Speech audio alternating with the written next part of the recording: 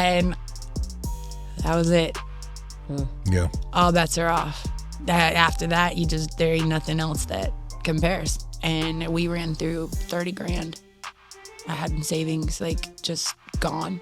Domestic violence came in, was just awful. I did not know how to get clean. No matter what I did, I just wanted to get high. I didn't want to hurt anymore. So you and your daughter are at the shelter when this happens, and you keep on. And then my dad is getting that phone call and then saying, like, we've sheltered your daughter. She's going to be placed in foster care. We'll call you back with a court date. And I remember just sitting there and thinking, like, life is over. Like, the only thing that I had to fight for anymore was just gone.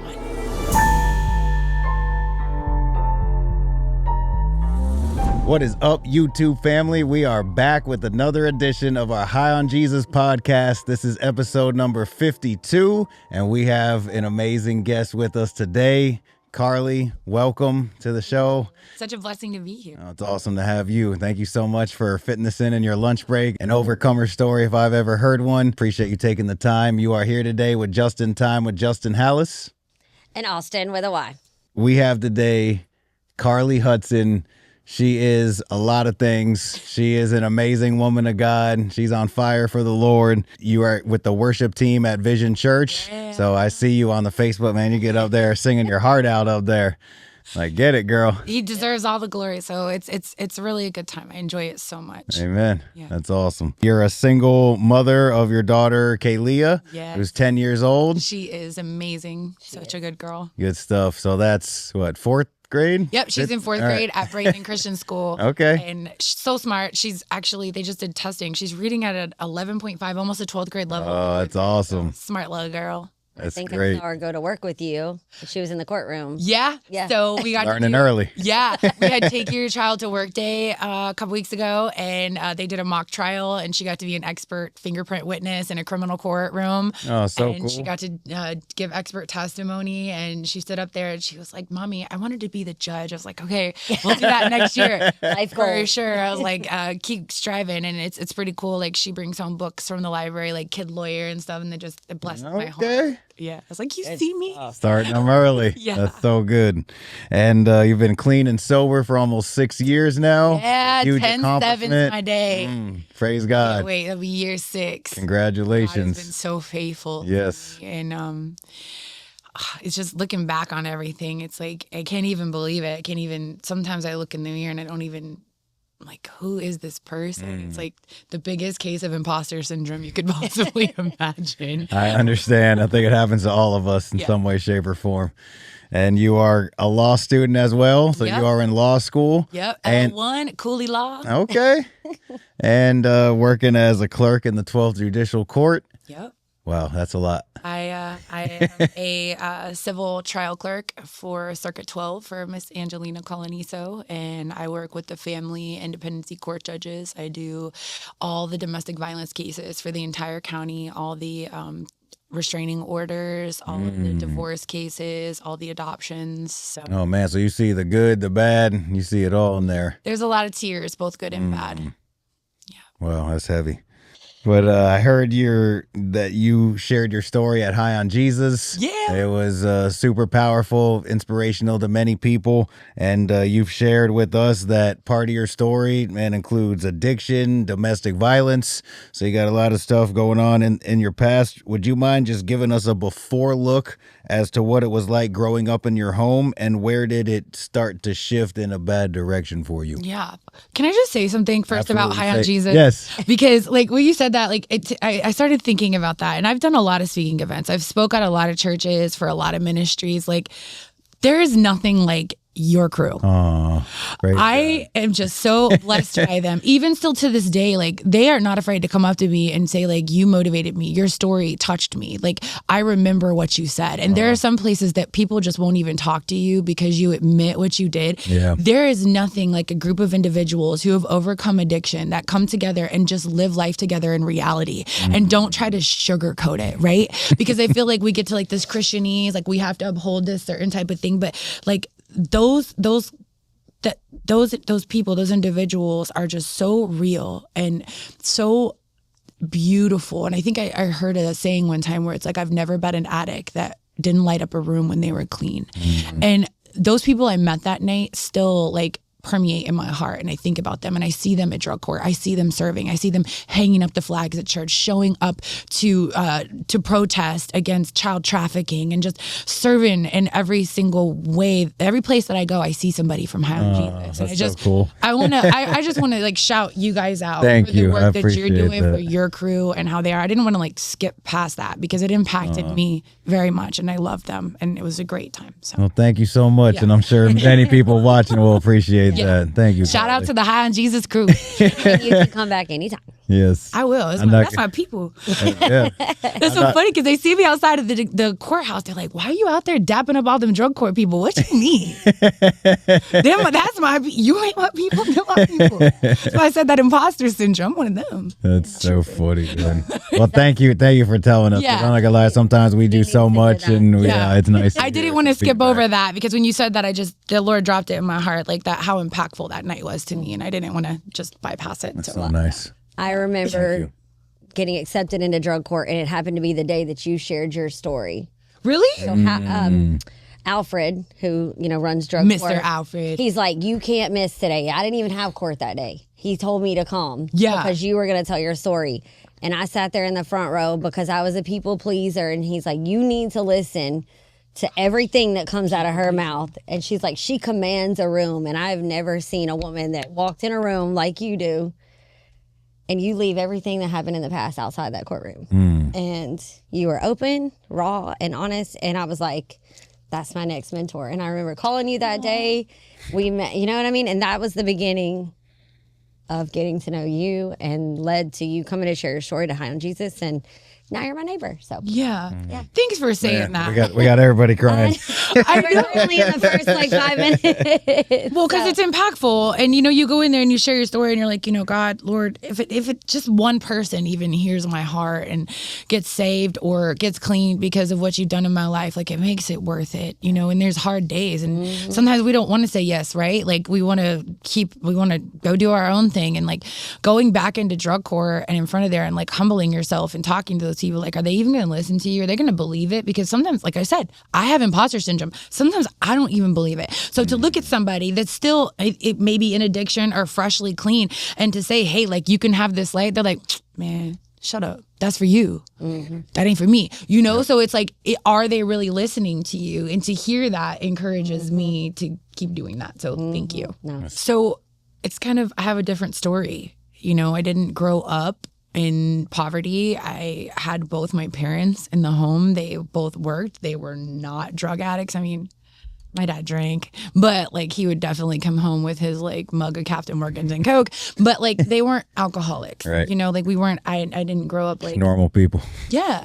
My dad was a carpenter. My mom was a barber. I went to Lakewood Ranch High School. I graduated top of my class. Okay. When did you graduate? 2003. Okay. I was 2 years behind you. We may have been in school in the same time. Yeah, you went to Lakewood? I was 2001, the first graduating You went to class. Lakewood Ranch? Okay, so yeah. I was Bonnie behind- was 03, I think. My wife, Bonnie. Yeah.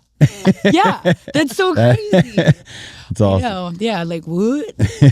And so my senior year of high school, I played basketball. I was in the marching band all 4 years. I was like your class. I actually was named the All-American Girl for 2002 by Manatee County. There was a whole article in the paper about me. So I had a Camaro. My daddy bought me. My daddy bought me my first car. I'll never forget like watching him like count out Blueface hundreds to buy my car for me. Like I had such a good dad. I know, and I had a '91 IROC, white with black racing stripes. I was that thing, or at least I thought I was. Like I worked at Publix. I was your typical American white girl in high school, and I didn't do anything wrong. I didn't skip school. I didn't do drugs. Like I got good grades. And then one fine day, I broke my leg real bad.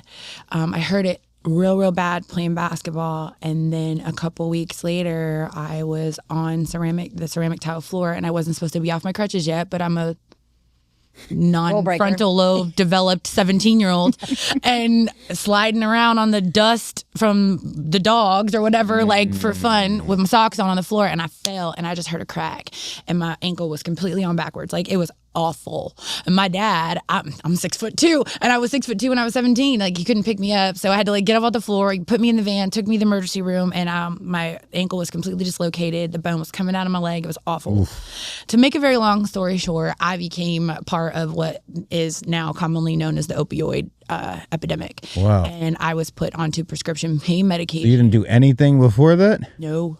Wow. It's interesting. And I was put on prescription pain medication, and I hated it. I remember crying and like saying like, I don't want that. I don't like the way that it makes me feel. And they were like, your leg is hanging off. Like, you have to keep taking this. It's going to help you, blah, blah, blah, blah, blah.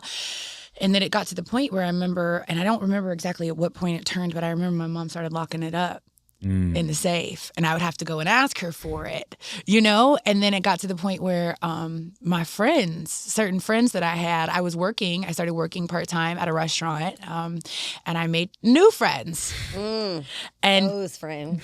These friends were very influential. They were cool. They had all the... Yeah, I wasn't cool. I mean, they had we were in early 2000s, baby. They had on the back was Cat with the Echo and the rims, the 24s, and I was like, I want to hang out with them. But they were drug dealers, and I was highly influenced and very young, and I was very quickly shown how to abuse medication and to get more than one prescription, because I had the basis to be able to get the prescriptions. I had injuries. No I was fake MRIs for you. No, I didn't need one. Like, I was really hurt. Like, and I had to have multiple surgeries, and it just spiraled out of control. And then I remember one day, hanging out with a friend. We were going to the Last Damn Show. Do you remember that? Yes. Wild 98.7. Yeah. And then she had cocaine, and we were off to the races after that. Yep. So I just so that's interesting. I've never heard that story before, and it's interesting that you didn't like it at first, because I was going to ask, was it too much for you? Because most people, if you go from 0 to that, most people don't like it. It gives them a stomach ache, and they're like, it's not for me. But then you just, because you took it so many times, you just started to develop a little bloodlust for it, we'll say, and then it just and I really think it most addiction, and even academically, like learning what I know now about addiction and the mind, it really comes from a broken place, and when I look back, I'm thinking like, why was I broken? Like, I had everything. I had horses, I played ball, I had a nice car, like I had a nice house, like my parents weren't screaming and fighting or alcoholics, or like, where did that come from? And I think it really came from society and the influence on others of telling me who I was, right? Like, I was a big girl. I'm 6'2". I was 6'2" in the 9th grade. Them little boys had not hit that little puberty spurt yet, and I was taller than all of them. I went to prom by myself. I had never had a boyfriend before. Boys weren't paying attention to me. And, those people did pay attention to me. I felt accepted. I felt loved. And it wasn't until way further along in the story that I realized I had finally, for the first time, found who I was and what love was. And that was in Jesus. And that was something that was missing in my childhood. Yeah. I wasn't taken to church. I wasn't told about the Lord. I mean, I had like that weirdo Catholic aunt that would say like, you're going to hell for your mother's sins because if your mama don't make you go to church, girl. And I'm like, stay away from that lady. But like, other than that, like I wasn't told. I didn't know. I went to VBS with my friends or whatever, but now looking back, I can really clearly see why I fell into that, because I had no identity, bro. The relationship that was missing. Yeah. So long. You could have everything in this world, and if you don't know who you are and why you were created and how loved you are by the God that created you, you are just bankrupt. Amen. Bankrupt. No, it's real. Yeah. Mm-hmm. So that leads to other drugs. Yeah. The addiction gets worse. Yeah. So When does it go from fun to? So my mom fun? tried to like get me out of town, moved me to South Carolina. She really tried. I started taking Xanax. Like I got robbed at gunpoint. Got my subs still. You know, we all had the bang bangs, the boom booms in the back of our car. Got my subs. Oh, I'm thinking Suboxone. You mean subwoofers in the back of the car? That wasn't a thing back then. Was it? I don't think Suboxone. No, that's true. If it was, I surely wasn't trying to find it. Showing our age now. Yeah. So I had subwoofers. I got robbed at gunpoint because I was all zannied out on the side of the road coming home from Ybor. You know, like, and my mom was like, my kid's gonna die. And my best friend from when I was a kid had got clean and moved to South Carolina. So she was like, let's move her up there. And I did. And boy, I was living the life up there because kind of like what I said before, when you get sober, you realize like people love you. You have personality, right? Like I was selling timeshares in Myrtle Beach, South Carolina. I was making bank at like 19 years old.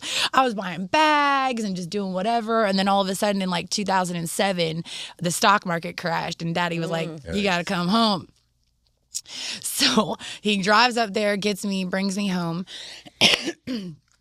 I was clean for a while and I ended up working at a pharmacy. Interesting. Yeah. Like pharmacy tech? Well, put too much stuff on camera.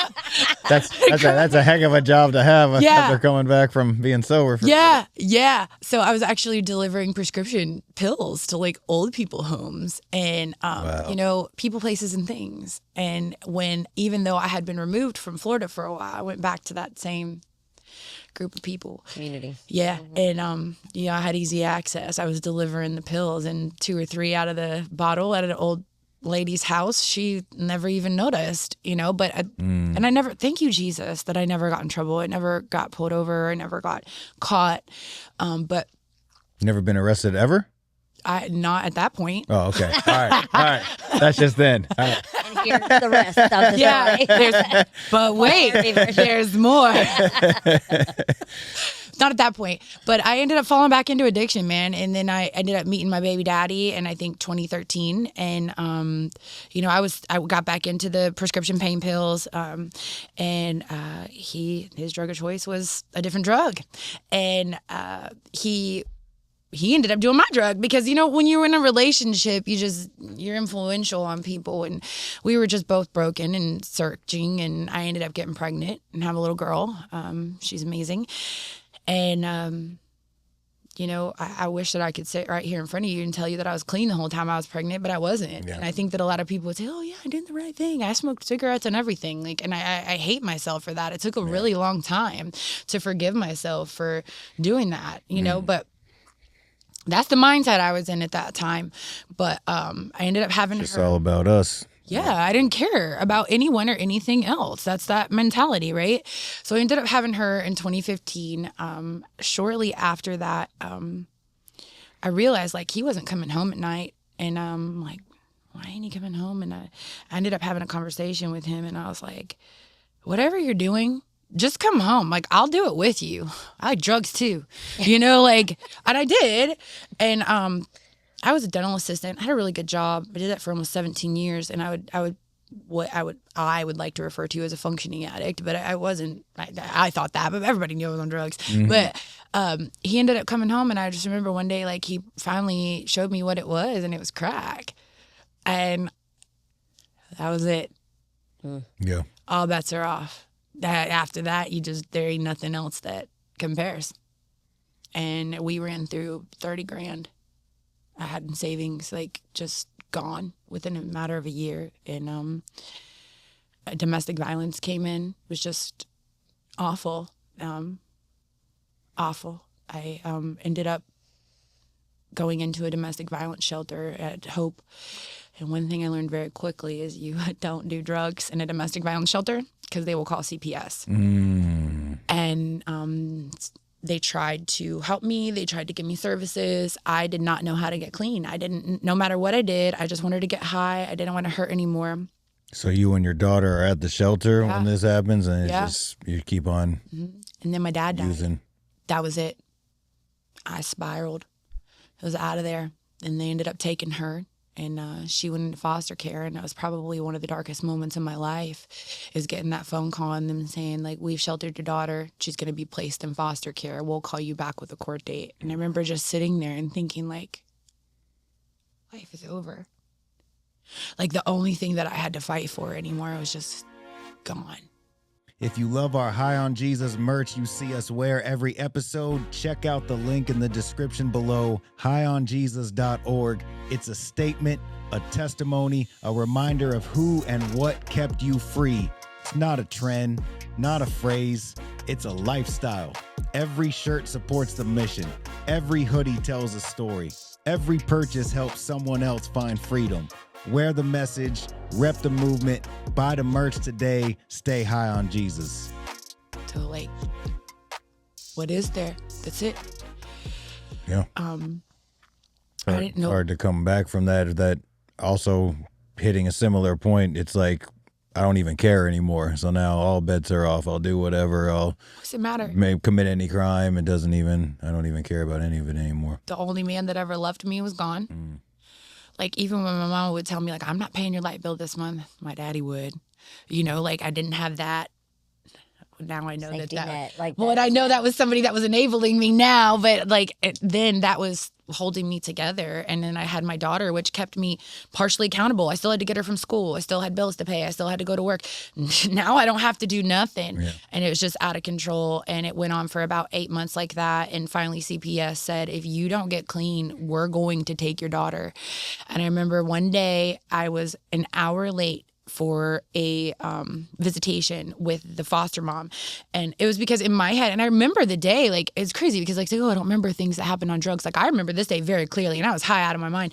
I wanted a pizza. She needed to have her favorite toy. I needed her to know that she was loved when I showed up, and I ended up being an hour late. And when I got there, they were gone.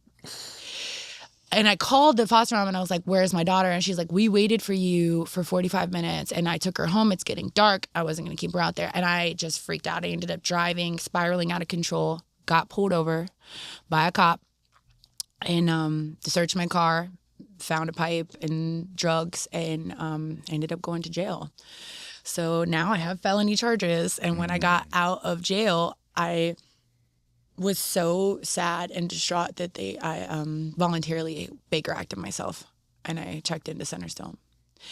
And then they put me on 14 different medications because I'm out of my mind. I'm a drug addict. I need this. I need this. I need this. I need this. Like, so I ended up having 30 days I went straight from the Baker Act into a 30-day program at Centerstone where they kept me on all that medication. And I remember just like blowing up, like getting real big. Like, I think I was 380 at my heaviest.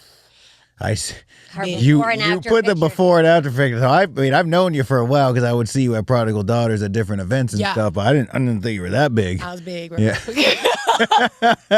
Yeah. Wow. So I blew up pretty big, and I realized now that was mostly because of the medications, and I ended up getting a blood clot in my leg because I was on the depot shot, I was smoking Newports, and I was on this medication. It was like a huge contraindication. Like, you're not supposed to do that. And it went into my lungs. Oh, man. Yeah, I almost died. I was going to say, that's deadly. What did all that do for your mental health and like putting it on like... And this is just to understand. So you're getting sober. You gained all this weight, and then where does that put you mentally? Yeah. So, well, I was trying to do it on my own. Like, I was going to I had all these services from the dependency program that I had to do. I had to go to counseling. I had to go to infant mental health counseling. I had to show that I was trying to get a job. I had to do this. I had to do that. I had Reports to do this. At all these people. It's like they think that that's helping you get your mental health together, but it was actually just stressing me out. And I ended up relapsing. Yeah, I can see it. I did it, unfortunately. How can you put all that on one person who very clearly didn't have it together before? And now you want me to have it together with all this, with this caveat? Wild. So I relapsed. It's going to be one woman walking through this is great attorney one day. Yeah, I'm telling you. So I just remember laying in that hospital bed thinking like, I'm going to die. My daughter's going to grow up without her mom. Her dad is on drugs, still in the street, and I'm going to die. And I remember crying out and saying, like, God, if you're real, if you are who you say you are, do something. Because right now, I have nothing to live for. And I wish I could say like a pony jumped out of the sky and everything, rainbows came and they saved me. Yeah, but it didn't. Like I got out and like I relapsed again. I ended up getting back on my baby daddy. Like they told me like, we are moving your case plan to adoption. We're putting your daughter up for adoption at the next court hearing. And that was when my uncle called me, who is, at that time was the colonel for the sheriff's department, like pretty high up, second in command. Interesting. And he says, I know this lady named Denise, and I think you should call her. And I did. And that was Prodigal Daughters. Wow. Yeah. So that was the rock bottom moment that was finally made you be like, I got to do something differently. God puts them in touch with your uncle somehow, and they knew to recommend you. So Prodigal Daughters is a women's and children's program located here locally in Manatee and Sarasota County, and they house women and children there to work on reunification, work on their sobriety, get closer to God, and that's a huge blessing to have something like that available too. So you sign up. And that's a big commitment. For those of you that don't know what that commitment is, we got a couple programs out here. When I tell people about it, they're like, 2 years? I'm not doing that. Like, no communication with that. No phone. Yeah. The 90-day blackout period. I couldn't talk to my mom. I was only allowed to see my daughter on Zoom. And the way that Papa Joe explains it, Papa Joe and Denise Gattuso are the founders, is when you're in the ICU, you don't get many visitors. You have to figure out what's harmful and what's not first, because we don't realize like that there are people in our life that are harming us, and if you just let everybody in, that can stop you from being able to heal. So it's a tough program, but that's where I got clean. I've been clean ever since I left. I did 2 years. I got full custody back of my daughter. It was because I had those felony charges. I was able to enter drug court, successfully completed that, graduated, filed my own paperwork, got the charges expunged. Good stuff. No record. Good luck trying to find my mugshot. Let me know if you find it. Challenge. That's so good. Thank God for that. It's out there. You might find it, but I doubt it. It ain't cute either. That's so good. I wonder how many people are trying to find it. I know. So that's in the comments with a screenshot. Good luck trying to spell her name right too. Yeah. And that's that's a prerequisite, I'm assuming, to be a lawyer or work in the courtroom. You can't have a criminal record, I would guess. So really cool little backstory. Papa Joe, once I graduated, encouraged me to go to Kiwanis, and I walked in one day and I was like, okay, God, where do you want to set? And Kiwanis is a service club for children here in Manatee County. Where do you want me to sit? And he's like, right there. And I was like, that's an empty table. Like, how am I supposed to make connections and meet with people at this table where nobody's sitting? And I'm like, okay, Lord. Like, have you ever done that before where you're like, whatever, okay, God, I'll just do what you say, but I don't know why. And I sat down and I started eating my lunch. And very short after me, I looked to the right of me and someone sat down to the left and someone else sat down. And I realized the one to my left was the judge that had taken my daughter from me. And the one to the right was the one that had given her back. Wow. I was like, what's going on? Like, I can't even believe what's happening right now. And I shared my story with them, and they were encouraged, and they began to mentor me. And I applied to go back to school, went to Southeastern University, go Fire. Well, hold on. Let's pause there, because I remember you were having some struggles online getting in. Tell us about that for a second. So Southeastern, I got in pretty easy, actually. Okay. Oh, so that was the first one. Yeah. I got into Southeastern. I graduated double bachelor's, psychology and human services. Okay, look at you. Yeah. That's nice. So the struggle came in, the struggle bus was when I had to take the LSAT to get into law school. So it's the law school admissions test. And boy, I'll tell you. Is that like the pre-version of the bar? Yes, exactly. And they kind of weigh how you're going to do on the bar by this pre-admissions test. So I did not do good. I think to get into like the worst law school in America, you have to get like a 145. I was hitting steady at 142, 143, 142. And I'm like, they're like, worst law school in America.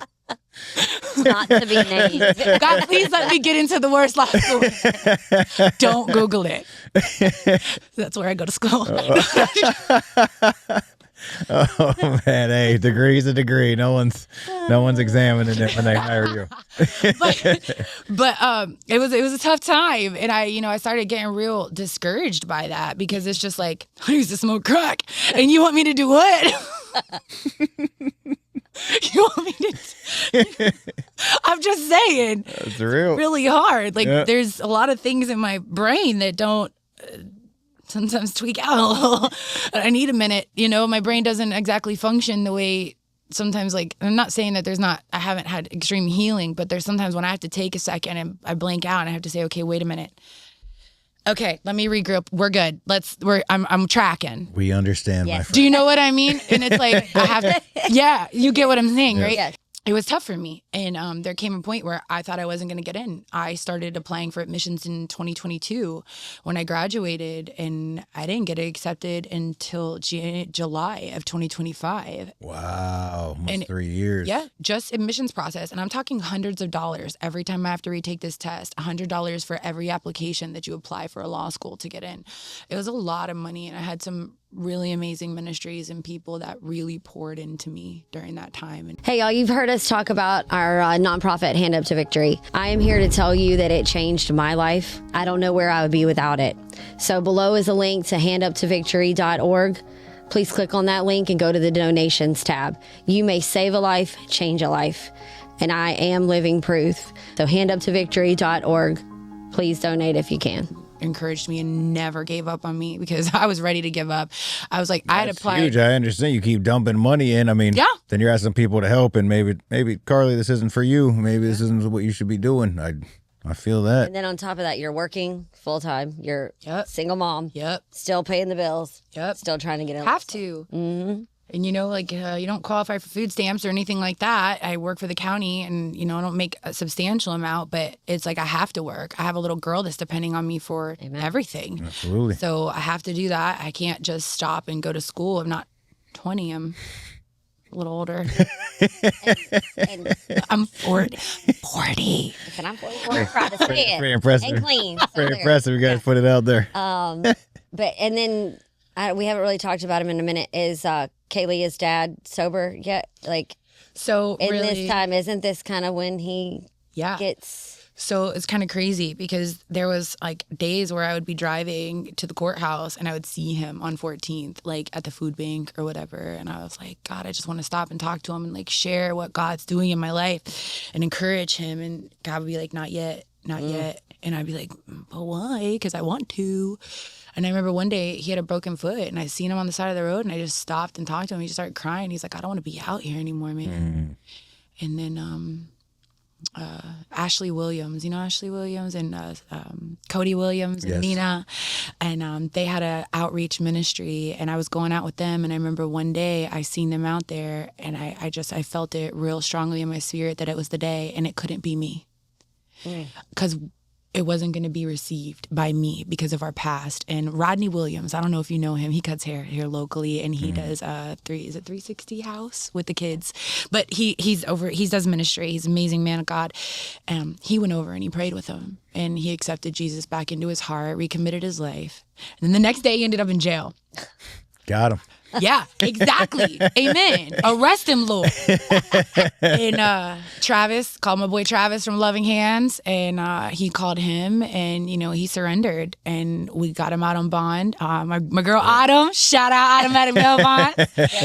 What Loving Hands is, in case they don't. That's the male version of Prodigal Daughters. It is. It's also, I think it's 18 months now, but it was a 24-month ministry as well, and he got clean, and he actually graduated last April and is serving at Spark Church in Wesley Chapel, under the Hamblins up there. And he got married. Cool. He has a wife. They're having a baby. He's healthy. My daughter goes there every other weekend. Hallelujah. Thank you, Jesus. She still loves you. Yeah. I do it too when she gets there. Because I've done it so long by myself, but even in that, it's such a beautiful thing, right? Because I was like, at one point I thought, are we going to be back together, Lord? Are we going to get married? But what God has for us is only for us. It doesn't miss us. And it was so much better. He's married to a teacher. She's a woman of God. She has 3 foster kids. And, God has just restored that, giving her a whole family. Wow. And and letting her dad be in her life again is amazing. So he's doing really good, and Jesus can even restore that.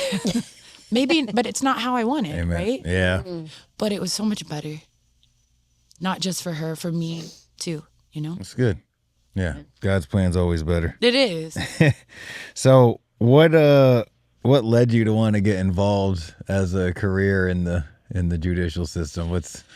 When did God put that on your heart? Well, Justin, that's a great question. And are you glad you made that decision? Yeah. So I think the main thing is walking through the process and seeing how tedious it was, how much work it was, kind of how I was sharing before about how many hoops you have to jump through. They want you to stand on your head and twirl a ball and do all these things. And you're a person who doesn't even know what day it is half the time because you're just coming out of addiction. You're just trying to stay clean, man, minute by minute, hour by hour, and you want me to do all these other things. It's very hard. And there weren't very many people that were championing that. They don't want to see you succeed. They will tell you that they do, but they make it almost next to impossible. And it was wild to me. I couldn't get calls back from my attorney. I had no idea what was going on. My case manager was lying to me. At certain points I thought that I was going to get kicked out of drug court because I was in a program where God put me. And they were like, well, you can't do this. It doesn't fit into our criteria. You have to come drop 6 times a week. Well, they're not going to bring me to the courthouse. I'm locked down 24/7. It just didn't look how the system wanted it to look. And I just said, you know what? There's got to be a better way. And I remember one day I was sitting in a meeting with an attorney and a counselor, and she was just telling me, you need to do this, and you need to do this, and you need to do this with your daughter. And I looked at her, and it's like 22-year-old old blonde chick. And I'm like, do you have kids? She's like, no. Yeah. Have you ever done a drug in your life? No. Do you know what it feels like to get clean? No. Don't you dare sit here and tell me what I'm supposed to do. And that moment, yeah. She was probably shook on that. I was asked to not come back. We have a new case that needs to be transferred. It's real though, man. I had a new counselor after that day. But the Lord used that because it spoke to me, because I was like, you know what? Like, she didn't make me want to go get clean. I didn't want to listen to anything that she had to say. And this was the only person that I had that was guiding me. I didn't see myself reflected in her. And kind of like what Austin was saying, like, she saw me go speak at drug court. She's like, wait, I want to know, what? They did what for you? I want to know more. Yeah. No, 100%. And I think that's was that pivotal moment. There's a glitch in our system with that, or people giving out advice on things that they think that because they're an expert in a few fields that they can give advice on anything. I learned that a while ago. Oh man, my mom died. Man, that's horrible. I have zero experience with that, and I can just say a few words to support you. But how can I say what you should do or what you should be doing? I didn't go through that. Why are you giving unsolicited advice when you have no idea what they're talking about? You have to walk the road. You have to go through the struggle in order to give input in someone else's life on how they can improve theirs. And I think with that being said, that is kind of one of my biggest things of my why. As much as I love dependency courts and, being part of drug court, I think policy needs to be changed at a legislative level, because even if I said, hey, I have this guy, Justin, he has all this amazing experience, he has this and that and these credentials, maybe you aren't exempt to be able to go into the courts or to work with those people because you have a background or something happened. And then they're going to say, okay, well, we'll let him go in and counsel this person, but we're only going to pay him $14 an hour. Yeah. Whereas this person over here with this master's degree, we're paying her $70,000 an hour, but she can't retain the people like Justin can. You know why? Because Justin has real life experience, and that has to be changed at a policy level. Amen.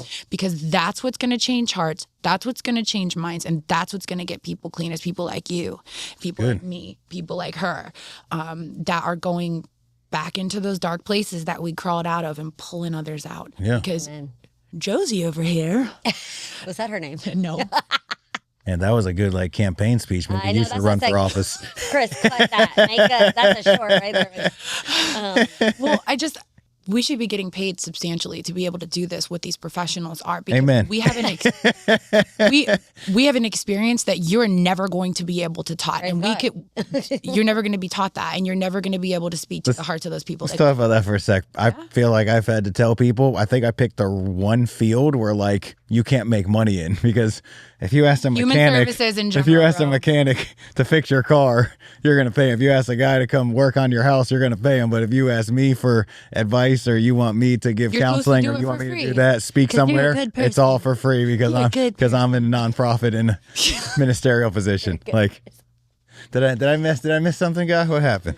Well, and that's the thing. And I think that that's the stigma that we've created, is because we serve the Lord, that we're supposed to do it freely, right? That's what it seems like sometimes. But the thing, and we are, and we do. 100%. We give and we give and we give, but we can't pour from an empty cup. And if we are not okay, and we're not taken care of, and we're poverty stricken, how are we supposed to give that back out? Yeah. And that really just needs to be brought to a legislative level. And I've been given the amazing opportunity to work for Florida State University, for the Florida Institute for Child Welfare, called FICWA, FSU, up in Tallahassee. Good stuff. I'm a Gator. Oh, okay.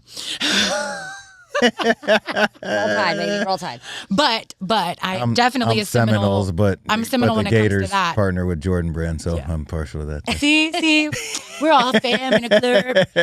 We're all fam in Florida.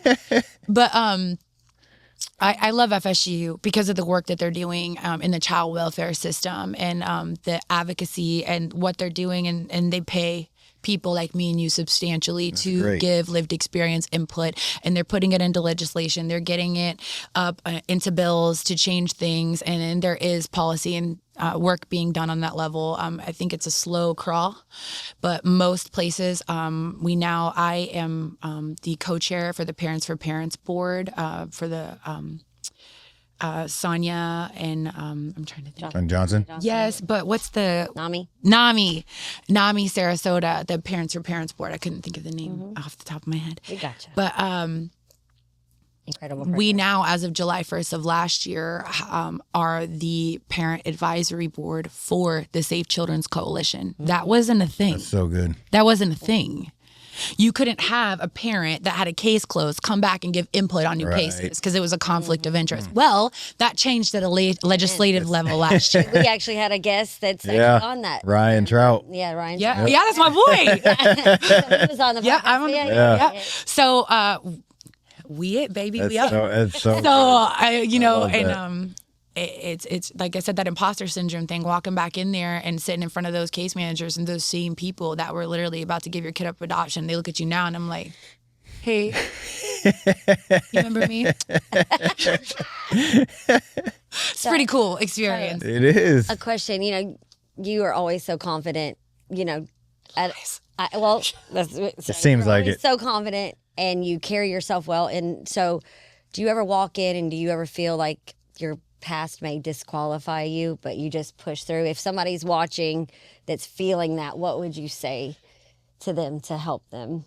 I think that's that big thing that word keeps coming up, imposter syndrome, is I just feel like, we remember who we are, but we have to remember where God is taking us. I have something in my house that says, don't forget where you came from, but never lose sight of where you're going.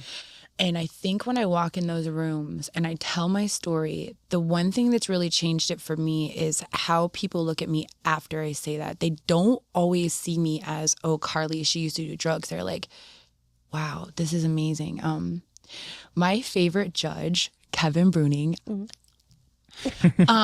he's amazing. Said something so profound to me one day that really impacted me and changed things for me after I shared a story. He says, now I can look at people in my courtroom and think, could this person be a Karlee? Wow. I was like, that's powerful. Wow. And after I heard him say that to me, I was like, you know what? I'm never going to back down again. Because if I can change the hearts of the judges, who else can I tell my story to whose life can be changed? And who else is a Karlee? Amen. Who else is out there that says, you know what? I remember being treated this way and I'm going to go change it. I'm going to advocate. And if I can do it, you can do it. because I'm not anybody. I know from where I fell, and I was a wretch. Before my dad, I was stealing from my daddy. Before he died, on his deathbed, he was sick. And I look back, and sometimes I look in the mirror and I'm just like, how did I get here? And it's not me, it's God. And you have to just get in your word and look up every single verse where God tells you who you are, and read those, write them down, write them in your journal. And it says 365 times in the Bible, do not fear, fear not, do not fear, fear not. And he didn't do that accidentally. We have to be able to look fear in the face and jump and do it afraid and just walk in. Because if I would have gave up the first time I didn't do well on the LSAT, I would not be sitting here and telling you that I'm in law school.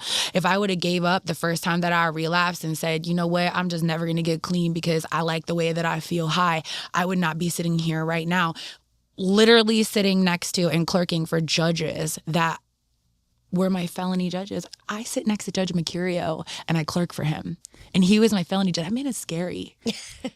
Anybody ever been in front of Judge Mercurio? It's so good though, man. I love it. It's so cool. So what I would say to them is do not give up. Take that thing by the horns and look it dead in the face and say, darkness, you have no place here. My amazing worship leader, Melinda Drake, used to do this with me, and she would make me look at her. And it took me a long time to look at myself in the mirror and do it, because it's very weird to look at yourself in the mirror and speak to yourself and look at yourself in the eye. But you say and my people at work always laugh at me because I do it all the time to them. I'm a warrior. I am called. I am more than enough. I am God's daughter. I am worthy. I am a princess. I am called higher. I can do this. Fear has no hold on me. I am not who I used to be. I am not what was spoken over me. And you just give yourself that affirmation. And I'm telling you, the first time that you do it in the mirror, you're going to cry. And you're going to feel really stupid. But the more, even today, there's certain times, I had finals last week, and I was just walking in there, and I was laughing with her because I said it before, I used to do drugs. I used to smoke crack, and you want me to memorize a prima facie case for defamation and strict products liability? I can't do that. Well, you know what? I can, and I will, and I did. Right. Amen. So you can do it. Don't give up. And if you want to give up, call me. I'm always down for a pep talk. Right. Well, another thing I will share, I know we're getting close, but last year, Carley invited me to the Prodigal Daughters gala. Yeah. And I was struggling with my dependence case with my daughter. That was when I was still in the halfway house in 2024, trying to get Tristan back, having to have custody. And lo and behold, I go do the hair for the 3 graduates. And I get there, and the guest speaker was Kevin Burning, who I did not know at the time was my judge. So I get to hear him say that I was looking for a Carley. Oh, you heard him say it? So here I am in the chair, just as a woman trying to get her daughter back, hearing that there's finally a judge that may see me as a possible Carley. So, God really provides your circle for you if you just are willing to step into it. Aw, thank you. So, and you motivate me every day. I'm telling you, I see the things that you do and the way that you pour in, the way you hop up. Listen. The other day, I'm leaving Walmart, and there's a girl sleeping on the side of the road, and I get out, and I got my little Prodigal Daughters bracelet, and she's like, oh, this other lady, and she's got her hand up to victory packet. My girl already been here. You know what I mean? And I'm just she don't miss a beat. Yep. And it encourages me too. That you don't got give that up. block covered for show now. Yeah, for sure. Love it. So, single mom. Going to law school. You just finished your first semester. Yeah. Working. What's dating like? I left the door open when I said one more question. I know. So non-existent. I'm open to it, but I also feel like men are intimidated by me or something. I keep hearing that. They don't even approach me. You two are powerhouses. Don't even holler at me. I see him looking. I think it might be an addiction thing, because we got in that room, we got some people that are just I never thought of myself as intimidating. I mean, I'm so sweet. What do you mean? I don't get it. I've been called aggressive. Do you get called? Yeah. I'm 5'3" on a good day with 6'2". boots on, So I'm 6'2". So I think you guys, you're just y'all are just powerhouses, man. So it's. I should have never heard you speak in drug court, and then I would have never been seen as aggressive. Yeah, It's all your fault. I feel your pain, but like I feel like I don't know if they're intimidated by me or what, but like men don't even approach me at all. I see them like look at me and like I was walking into Aldi yesterday and they're like, "You are just gorgeous." I'm like, "Thank you," and then that's it. And I'm like, "Okay." like I don't know what to do, and then it's like, dude. Oh my God, my friend made me go on a dating app. I was going to ask, is ChristianMingle.com still a thing? Bro. Is it? I didn't go to Christian Mingle. I don't remember what. If you want another one, you're in big trouble then. No, I don't want to. I don't We'll need put to. the link in the comments. But the stuff that I get is like wild. Like the thing. I've heard it's just like a hookup fest on those dating apps. I had one ask me the other day. Never mind. I don't know how real we're being. You can be absolutely real on this show. Let's hear it. They asked me the other day, they're like, "Oh, I saw in your profile that you want to get married and have a husband. Like, would you be open to being the type of woman that's a dominatrix or degrades her man, or that gets that gets his rocks off by allowing you to sleep with other men?" And I'm like, "What? You want me to get married and then you want me to go sleep with other men because that's hot to you?" And I'm like, I'm gonna ask Jesus. delete the app. That's like a real thing, man. But he was dead. You know. That's what I'm saying. 100% they're serious. As soon as I said to him, I'm like, "I'm sorry. Like, I could never do that." He's like, "Peace out." And I was like, "Okay." And this is the type. Someone out there that will say yes. 100%. And be like super down, I'm sure. But like, I can't. Like, that's not what I want. You know, I have a little girl. She's 10. Like, why is... You're good.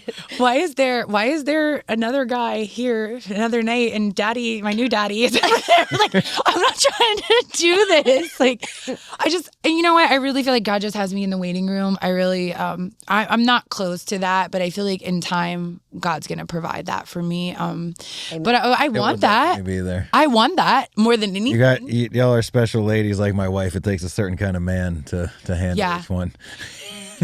I'm tough. So I ain't gonna lie. The right one's like, getting made. And it's not the one that we think it's gonna be. I know, which is lame too. Because you got it all. You have it like all cut out and put on a poster board. And tall, dark, and handsome. And he's gonna be like 5'4". Watch. He's gonna be like a judge. He's gonna be a judge. He's gonna definitely be a lawyer. Actually, he works for plumbing for the city department. Like, no. I knew she had a plan. Like, no. I think that God is like, you three planners, you're not gonna get anything that you are planning for. Yeah, it's gonna be in a completely different package. You know, you had Pastor Anthony on here last week. That's my pastor at Vision Church, and he's always laughing because it's like, it's till then, like, that's my covering, right? And I'll call Melinda and I'm like, "Hello, I don't know what to do in this situation and I need help." And they're like, "We're praying for that day that God sends that covering for Karlee so she can stop blowing us up every time." They're not like that, but it's just so funny. We always joke about it, that he's like stuck in traffic or on a stranded island somewhere. I don't know where he's at. But. coming one day. That's good. Good stuff. Yeah. If someone is listening right now and they feel stuck, they feel like their past is holding them back, they just feel like you felt so many times, where is this what I should be doing? What would you say to them? Look right in the camera and say something directly to them. Okay. So what I would say to the person that's stuck and that their past is holding them back is the life verse that God gave me is John 15:5. It says, "I am the vine, you are the branches. He who abides in me and I in him shall bear much fruit. Apart from him, I am nothing." He is the vine and the Father is the vine dresser. You have to cut out everything in your life that is causing you pain, whatever is stealing your joy, whatever is talking you down. If you're going home at night and that person is not encouraging you, is not lifting you up, is not telling you that you can do better, those people gotta go, bro. And I know in recovery, people, places, and things, and we say that, but we don't actually truly walk that out. It's very important in this season when you're feeling stuck to take a look at your circle. Who's your inner circle? There's layers, right? And even Jesus only had a couple on the inside. He had the 12 disciples, but who did he take with him in the garden? It was only Peter and John. You need to make sure that you're locked in. Who's your people? Find them. And it might only be one person, and stick with that person. Stop listening to the world. Fast social media. Take a time away from secular music. That was a big one for me, is stop letting the world in and the influencers, those things, and really just focus your life on what God has for you next, and repent. And repent doesn't mean saying, it does mean saying sorry, but it also means change, to turn and change. You have to really want that. And every time, and even if you do mess up, you have to say, you know what, this isn't what I want, and get up, dust yourself off, and start again. The late Charles Stanley said something so profound that really changed my life. And he said, sometimes you have to have the floor pulled out from under you to where you fall straight on your butt, and you have no choice but to look up and to seek God and to die to yourself, and to realize that those things that are pulling you back, that you've loved for so long, is what's holding you back. There's a time in your life when that brokenness is going to get put back together, but you kind of start from scratch, right? Get all the crap off the top. Start from scratch. What's important to you? Is it your kids? Is it your wife or your husband? And then that mentor, that person that's going to walk next to you, whether it's your pastor, whether it's someone like Justin or your sponsor or another small group at your church, whatever it is, stick with those people. Stop letting the world influence you, and really just get in your word and ask God what it is that he has for you. He will show you. And when you get all those things, all that crap off the vine, all the dirty, dead things, new growth is going to come. And as soon as you get that first little glimpse of hope, that new little green sprout that springs forth, you're going to perceive it, you're going to see it, and you're going to want to keep going. So I just encourage you to not stop seeking the Lord for what he has from you. Cut out all the bad things in your life. And it may take time. You may end up going back, because that's what we do in addiction, right? Like, we think we got it and then we don't. We think we got it and we don't. But if you're tired and you're broken, cry out to Jesus. Ask him to help you. He's going to. And then slowly start pruning those things out of your life. And reach out to places like Hand Up to Victory, Prodigal Daughters, His Girls Discipleship, Loving Hands Ministries. We have some amazing ministries here in Manatee County that can really guide you and help you and walk next to you through that. Amen. Preach. Yeah. That was good. Thanks. That was real good. It's so true, man. We got to stay connected to God, and I feel those seasons when I'm not even in sobriety, because I got so much going on, and that's such an important part of that. I love that verse, man. Yeah, that was that God gave me that when I was enthralled in my recovery. Like, when I just was getting clean, I was coming off the Suboxone, and I was so sick, and that was, you know what? That was one of the worst detoxes I ever had. Was the subs, bro. Oh yeah. It was awful. It was that verse, and then it was Genesis 3:15, and it was at the fall of man when God was cursing Satan, and then he looked at the woman and said, I will put enmity between you and the woman and her child, and she will strive for her husband. And I was like, what does that mean? And I was like, why do I keep getting this verse? Like, why do I keep hearing it over and over again? And he was showing me that, like, Satan comes to steal, kill, and destroy. What is the basis of all things? It's family, it's children, it's new life. Yep. And he's literally saying that he will put it's the curse at the fall, that there is enmity between woman and Satan. He's coming for you. He's coming for your kids, and he's coming for you to have a husband and a man in your life that's going to steward you. The man at the top, the woman and the children, the family structure. The enemy goes after that. And that's why I'm going to law school, because I believe that it is my higher call in Genesis 3:15 to restore families. Amen. If you like that episode, there's more where that came from. Check out any of these 2 other episodes, subscribe to the channel, and hit that notification bell so you always are informed when we drop something new.